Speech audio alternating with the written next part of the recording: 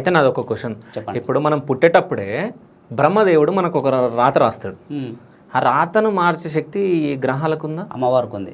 అమ్మవారికి ఉంది. దశమహావిద్యలు అంటే అవే ఓకే. అమ్మవారికి ఉంటుంది. ఓకే. అదే ఎంగిలైన తర్వాత నెక్స్ట్ దశమహావిద్యనే చేయించుకోవాలి.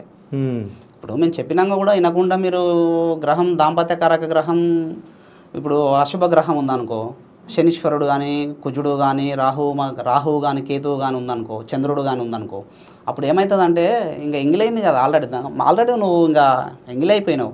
దశ మారాలంటే దశమహావిద్య చేసుకోవాలి. అది ఉగ్రహం. ఓకే.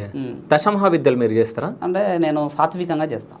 నాకు బలులు వేయడం నచ్చదు. కానీ దశమహావిద్యలలో బలులు ఉంటాయి కదా మరి? నాకు అంటే ఒకరొకరు విధానం సార్. ఫస్ట్ మంత్రసిద్ధి చేసుకోవాలి. దశమహావిద్య కావాలంటే ఫస్ట్ మంత్రసిద్ధి ఉండాలి. ఇప్పుడు 10 విద్యలు ఉంటాయి.